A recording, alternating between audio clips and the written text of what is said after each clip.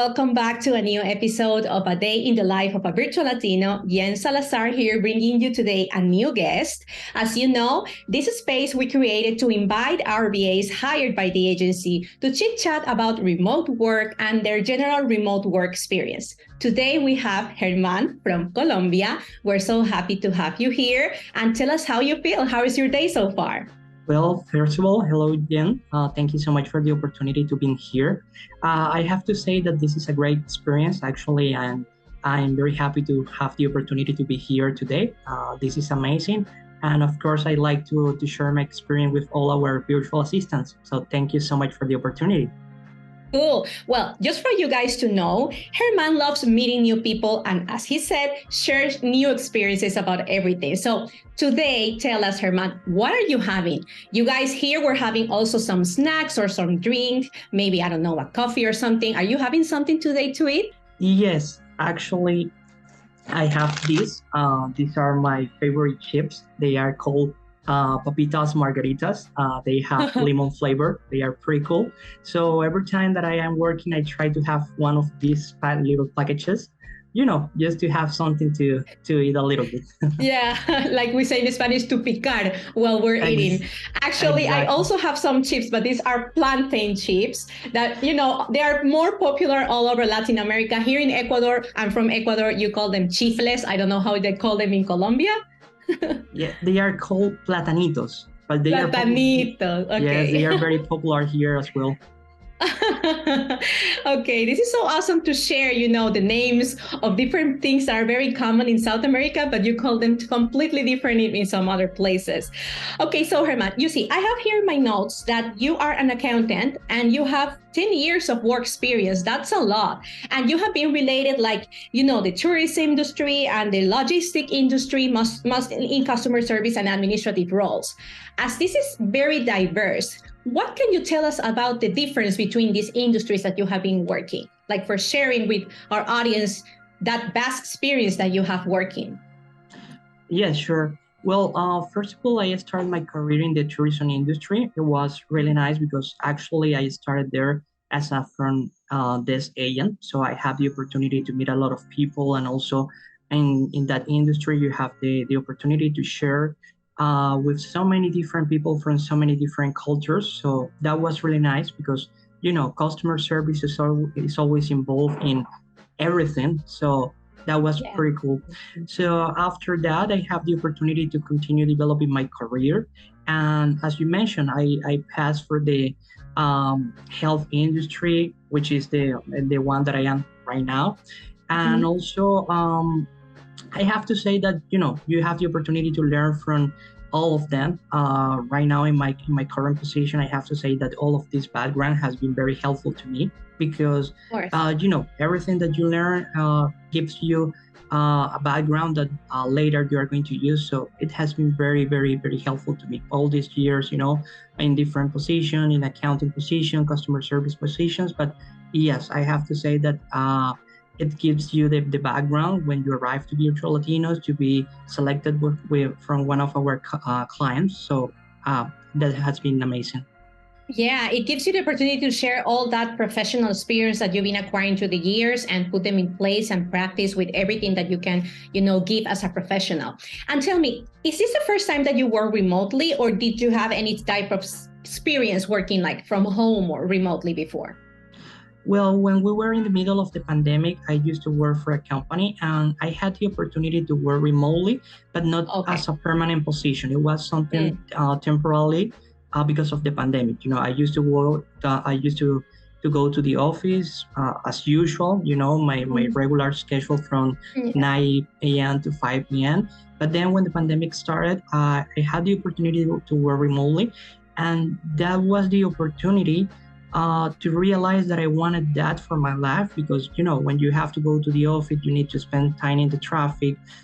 You cannot spend so much time with your family, with your friends, maybe studying or doing things that you would like to do, to spend that time in other things. So I realized that I wanted to change, and then when I heard about Virtual Latinos, actually the first time that I saw it was on Facebook, I remember, and I saw it and I thought like, this seems to be amazing. I can't believe it. So many professionals from Latin America having the opportunity to work remotely. So I decided to apply, and so far I can say that it has been the best professional experience that I have had in my life. Yeah, and it can be challenging to say that and to say that actually is a good experience. Was it hard, the difference between having an office job and now working from your home, or you get used to it pretty easily?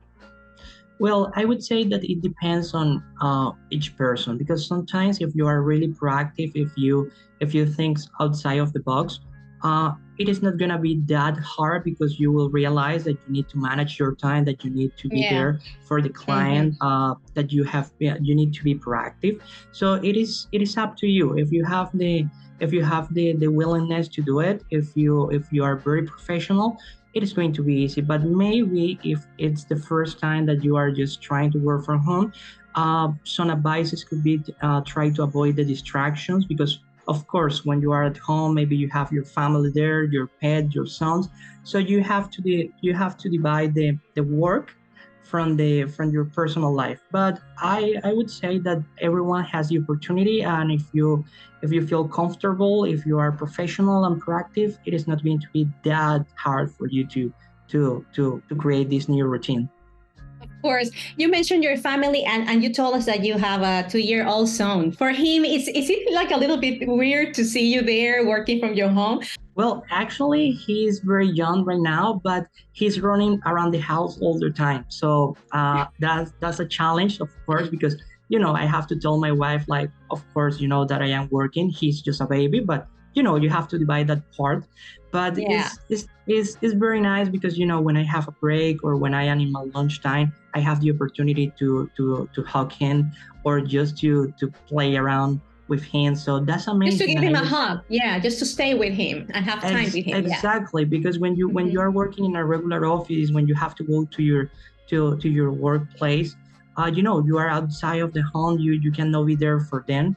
So this is amazing, actually, because I have the opportunity to feel him very close, and if something arises, I'm there for them. So that's really amazing, actually. And yes, I suppose that for him it's kind of strange, because his father is there and sometimes he wants to play around, but it's just something that you can manage. That's amazing. Now, moving on to the more remote work subject, Herman, do you have like a special dedicated, place to work at home? How did you manage to organize your space to work from home? Yes, I have a place at home, and it is a quiet place. I have the door always closed, because I need to focus in what I am doing.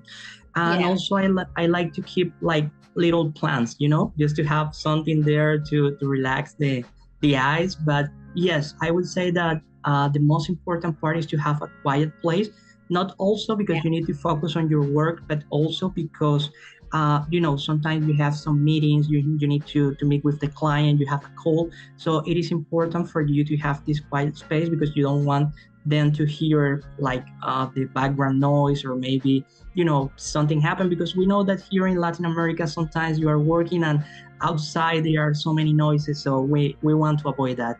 Regarding the role that you have with the client, tell us a little bit about it, and what can you say are the 3 main tasks that you do for the role that you're actually working on right now? Sure. Well, my current role is account receivable specialist. So Okay. I would say that the 3 main tasks that I have every day is, first of all, I need to create invoices so we can collect the money from our suppliers. That's a really important part, because you are managing the money of the company, so we need to make sure that we receive the payments, that we need to continue with the process. So that's really important. I need to apply payments that we receive from our sponsors also. And the third one would be that you really need to be very detail oriented, because I manage a lot of data. I need to manage a lot of invoices, a lot of payments. So you need to take care of that, because we are dealing with money. Of course, is something really important. So you want to make sure that you are doing it in the best possible way. And yes, sometimes it's very demanding, because you have a lot of data, but it's something that you can manage. And yes, I would say that those are my 3 main tasks every single day. And how long have you been working with the client? Can you like say that, for example, I don't know if it's a long time or you just recently got, the job, but did you find that maybe you have already like find a bond with the client, with the team? How do you feel working on a day-to-day basis with the people that you work? Okay, well, that's an amazing part because for this client, I have to say that they have an amazing team of professionals, and I am learning a lot because I truly believe that you are always learning something, and that's amazing for me because I like to learn new things. So so far it has been amazing. I have been working for this client uh, 2 months now, so it's kind of Oh, it's pretty recently. recent. Yeah. Yes, but it has been amazing because, as I said, they are really professional. They are very, very friendly. They are very nice people, and also, in depending of your performance with the client, they are going to assign you more responsibilities. And I would say Uh-huh. that these months have been very amazing because, depending of my performance, they have been giving me more different tasks. So that's something good, and anyway they are always managing your performance. They are taking care of you. They are checking how you are doing things. So it has been amazing. I have to say that this is a great opportunity. I love to work with that client.